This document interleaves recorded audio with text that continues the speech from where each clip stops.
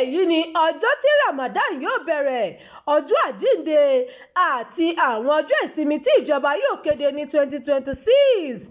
Bá a ṣe wọ inú ọdún 2026 wẹ́rẹ́wẹ́rẹ́ ló ní kí a máa fi tó yín létí pé àwọn ọjọ́ ìsinmi kan wà tí ọmọ Nàìjíríà yóò jẹ àǹfààní rẹ̀. Yàtọ̀ sí àwọn èyí tí ìjọba yóò kéde, àwọn mìíràn wà tó ṣe pé ìkéde kankan kò ní wáyé lórí wọn, ṣùgbọ́n àwọn èèyàn yóò sàmì wọn nítorí pé ọjọ́ pàtàkì ni fún wọn. January 1, ọjọ́bọ̀ tí í ṣe ọjọ́ kìíní inú ọdún 2026 jẹ́ ọjọ́ ìsinmi. Òun ni wọ́n fi sàmì ìṣípò kúrò nínú ọdún 2025 tó parí sí ọdún 2026 March 20. Ogúnjọ́ oṣù kẹta ni ó ṣeé ṣe kí ọdún ìtúnu ààwẹ̀ àwọn mùsùlùmí Idil Fitri bọ́ sí. Èyí lè ṣokùnfà kí ìjọba kéde ọjọ́ náà fún ìsinmi. Ìjọba máa kéde ọjọ́ yìí ní ọjọ́ ìsinmi kété tí wọ́n bá ti rí oṣù ojú ọ̀run ti oṣù Shaban. Àmọ́ ṣeé ṣe kí ọjọ́ yìí yí padà bí wọ́n bá ṣe rí oṣù ojú ọ̀run sí èyí tí wọ́n máa lò gẹ́gẹ́ bí kájọ́ kásù àwọn mùsùlùmí. April 3 lọ́dún 2026 yìí, àyájọ́ Good Friday bọ́ sí ọjọ́ kẹta oṣù kẹrin, ọjọ́ ìsinmi ni yóò jẹ́ fún àwọn ọmọlẹ́yìn Kristi. Wọn yóò fi ṣe ìsàmì kíkan Jésù mọ́ igi àgbélébùú àti ikú rẹ̀ lórí òkè Calvary.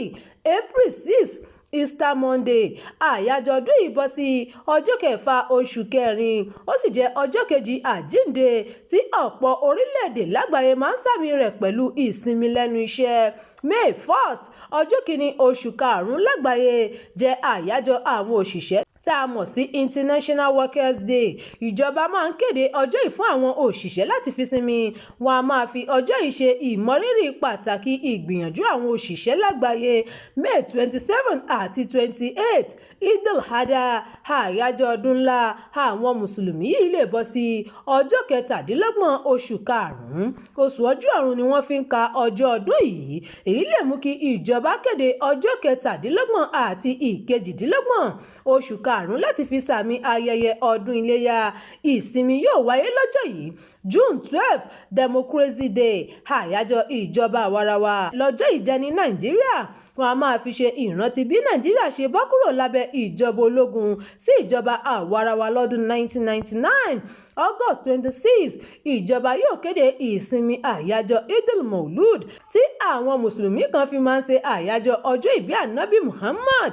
October 1st àyájọ́ òmìnira Nàìjíríà bọ́ sí ọjọ́bọ̀ oṣù kẹwàá lọ́dún 2026. Ìjọba Nàìjíríà sì máa fún aráàlú ní ìsinmi ìsàmì ọjọ́ yìí. Pàtàkì ọjọ́ náà wà nínú ṣíṣe ìrántí bí Nàìjíríà ṣe bọ́ kúrò lọ́wọ́ ìjọba amúnisìn ilẹ̀ Gẹ̀ẹ́sì lọ́dún 1960. December 25 ọjọ́ yìí ni àyájọ́ ọdún Kérésìmesì tó sì jẹ́ ọjọ́ ìsinmi lẹ́nu iṣẹ́ ní ìsàmì àyájọ́ ọjọ́ ìbí Jésù Kristi fáwọn Kìrìsìtẹ́nì. December 26 Boxing Day jẹ́ ìsinmi ọjọ́ kejì ọdún Kérésìmesì. Àwọn ọjọ́ míì tí ìjọba kò ní kéde ìsinmi ṣùgbọ́n tí àwọn aráàlú máa ń yà sọ́tọ̀. February 14 ọjọ́ àbámẹ́ta ní ọjọ́ kẹrìnlá oṣù kejì bọ́ sí ní 2026. Àyájọ́ olólùfẹ́ ni wọ́n mọ ọjọ́ yìí sí. Ìjọba kì í kéde rẹ̀, àmọ́ aráàlú a máa kópa nínú ètò ìsàmì àyájọ́ yìí náà lọ́wọ́ ara wọn. February 17 oṣù Ramadan lè bẹ̀rẹ̀ lọ́jọ́ yìí ní ìbámu pẹ̀lú ẹ̀sìn Islam. Ọjọ́ náà ṣe pàtàkì nítorí pé ó tọ́ka sí ọjọ́ àkọ́kọ́ tí oṣù Ramadan tí ààwẹ̀ yóò bẹ̀rẹ̀. A kò lè sọ ní pàtó pé ààwẹ̀ yóò bẹ̀rẹ̀ ní ọjọ́ yìí nítorí pé ìgbìmọ̀ tó mójútó ọ̀rọ̀ ẹ̀sìn Islam ló máa ń kéde ọjọ́ tí ààwẹ̀ yóò bẹ̀rẹ̀. Ó lè jẹ́ ọjọ́ yìí tàbí ọjọ́ mìíràn. March 8 lọ́jọ́ kẹjọ oṣù kẹta ni àyájọ́ àwọn obìnrin lágbàáyé International Women Day. Kì í sí ọjọ́ ìsinmi lọ́jọ́ yìí, àmọ́ lágbàáyé àwọn èèyàn máa ń lò láti ṣe àfihàn àwọn àṣeyọrí obìnrin lágbàáyé. May 27 Children's Day, ọjọ́ kẹtàdínlọ́gbọ̀n oṣù karùn-ún ni àwọn ọmọdé máa fi ń ṣe àyájọ́ tiwọn náà ní àgbáyé. Èyí tí kò yọ Nàìjíríà sílẹ̀. Ìjọba kì í kéde ìsinmi láti fi sàmì ọjọ́ yìí, àmọ́ wọ́n mọ rírì pàtàkì ọ̀rọ̀ ọmọdé gẹ́gẹ́ bó ṣe rí láwọn orílẹ̀-èdè lágbàáyé. Ìròyìn fún ti àkókò yìí kò ní jù báyìí lọ. Ẹ má gbàgbé láti tẹ̀lé ìkànnì yìí. Ẹ máa bá wa pín ká kí ẹ sì fi èròǹgbà yín sí abala àríwísí. Abdulkareem Nimos ló ti ń jábọ̀ ìròyìn.